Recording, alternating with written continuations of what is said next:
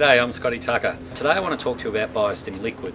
But Biostim Liquid is kind of like our more cost-effective, lower end of the price scale biological treatment.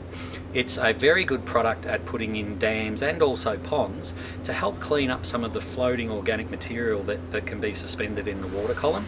And how it does that is that the bacteria that comes out in this product and also the bacteria that it stimulates in the dam or the pond, it actually starts latching on to some of this suspended particle, and it will start digesting it and feeding off it, and it also makes it a little bit heavier, so it actually sinks to the bottom.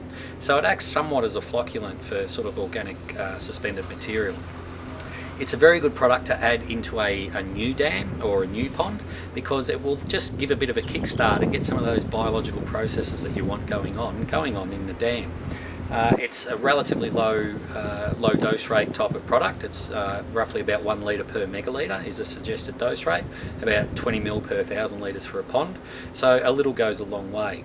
It's best to sort of, what you do is dilute it first at about 10 to 1, it doesn't really matter what sort of ratio you dilute it at, but then pour it around or spray it around close to, say, an aerator or a pump, somewhere where you've got moving water. If you don't have any moving water, then just throw it in at various locations around the pond or the dam using a bucket. It's a very good product, very good at stimulating this bacteria that's going to do the process of digesting some of these nutrients. It'll help take out the nitrogen and the phosphorus. It is a type of treatment, any of these treatments you do want to, until conditions do improve over time, you want to keep a regular dose. So generally speaking, you do a monthly dose.